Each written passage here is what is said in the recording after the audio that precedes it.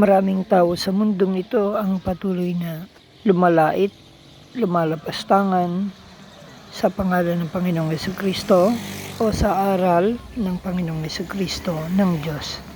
Ginagawa nilang content, katatawanan, ang mga aral ng Biblia, ang pangalan ng Panginoong Jesucristo, maging ang mga titulo ng nasa Biblia na mga aral ng mga alagad at tunay na kwento ng mga alagad tungkol sa totoong naganap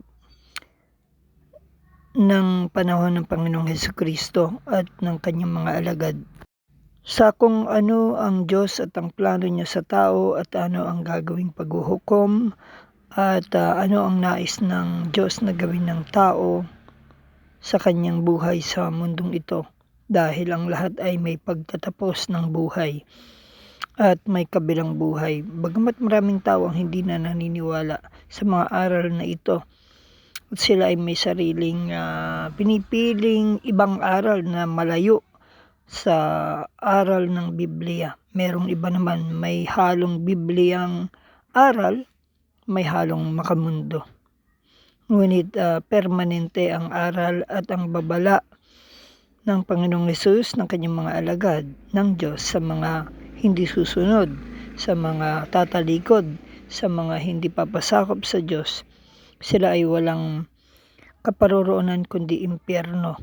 At kung hindi sila lalayo sa kasalanan, hindi sila mapapasakop kay Jesucristo sa Diyos, kung hindi sila tunay na magsisisi at tunay na magpapatotoo at gaganapin ang maraming mga nais ng Diyos o kalooban ng Diyos sa buhay ng tao.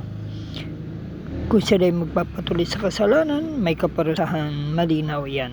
Babala, banta, pananakot ng Diyos o ng kanyang mga alagad at ng mga alagad sa panahon ngayon na patuloy na ipinangangaral ang mga habilin, ang mga babala ng Panginoong Jesucristo at ng kanyang mga alagad.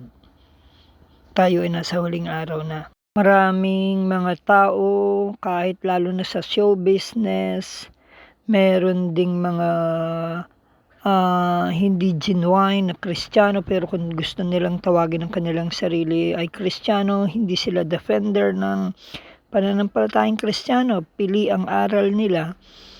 Merong mga lumalapastangan sa pangalan ni Kristo, binababoy, at hindi sila nakikinig sa babala ng mga mensahero ng Diyos na sila ay merong mga tao ng mga pinaniniwalaang aral ng mga ito at yun daw magliligtas sa kaluluwa nila. And they don't even trust the Bible as totoo.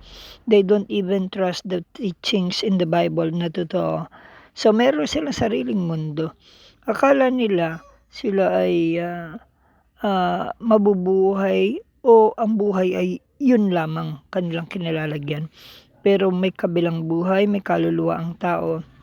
At kung akalain mo sila ay nabubuhay sa karangyaan, kayamanan, sa paggamit ng katawan ng buhay nila, paggamit, pagbababoy sa aral ni Kristo at kay Kristo, upang maging katawa-tawa, upang maging tanggap sila ng makamundong mga tao na ayaw sa Diyos, upang sila ay kumita, ay yung iba as celebrity. Okay, minsan gamit po ang mga salita ng Biblia o kanta na nag-compose para sila ay magsipagkita. Bihira ka makakakita ng mga taong suko ang buhay, may paggalang sa Panginoon, at sila ay tunay na sumusunod. Patotoo, hindi dilim, kundi asin at ilaw. Tunay na nagpapalakas ng mga mahihina, ng mga natisod, tunay na bibig ng Diyos, tagapaghayag ng nais ng Diyos. Sila ay tunay ding magmahal, subalit sila ay tunay ding mangaral. Sila yung tunay na tagagawa ng nais ng Diyos sa lupa. Sila ay tagasunod ng Diyos, hindi lamang believer, kundi tunay na follower. Ang mga aral ni Kristo at si Kristo na tinatalikuran ng tao ay ikakaila rin ni Kristo, sinabi niya, pagdating sa paghuhukom. At kung hindi talaga sila maagang magsusuko ng buhay, ay hindi sila gagawaran ng well done my good and faithful servant.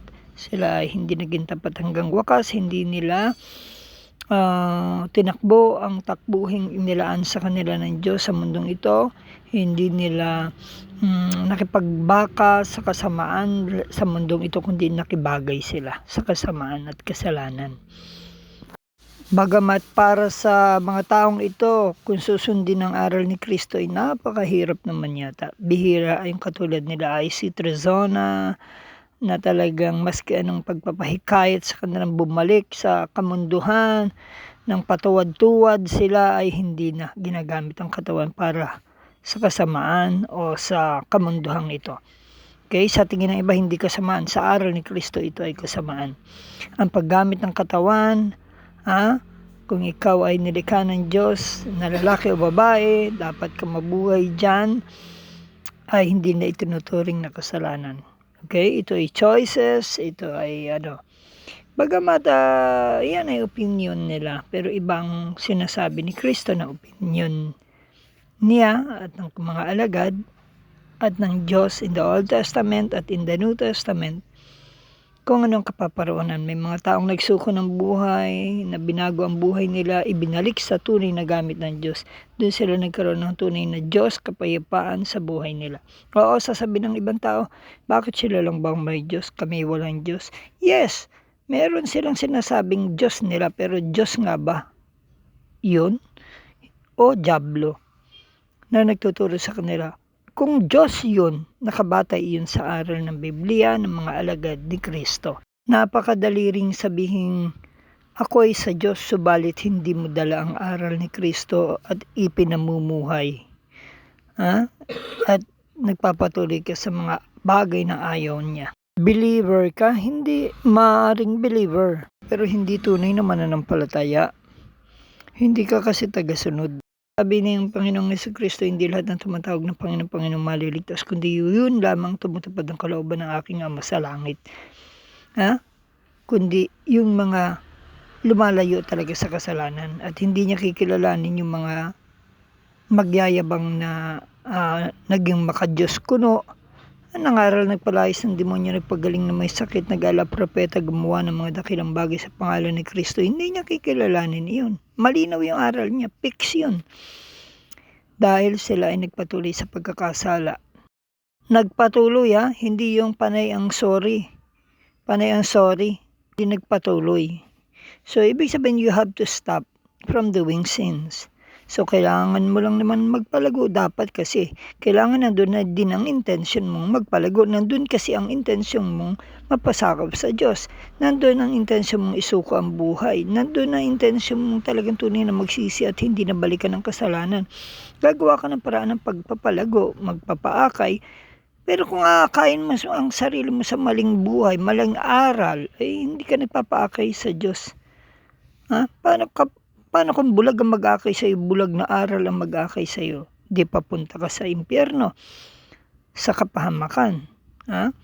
Kaya mayroong daang makipot na gusto ng Panginoon. Doon ka dumaan, bagamat mahirap, pero gusto ng tao ay daang maluwang na duli kapahamakan. Ang makipot na landas na pinadadaanan Diyos, bagamat makipot, ibig sabihin maraming bawal, nais ng Diyos, hindi maluwag ang pamumuhay sa nakatulad ng sa mundo. Ito ay nakabatay ka sa aral at pagsunod sa Diyos, bunga ay buhay na wala hanggan. Ang mga taong nagpapatuloy sa maling aral, may kaparusahan.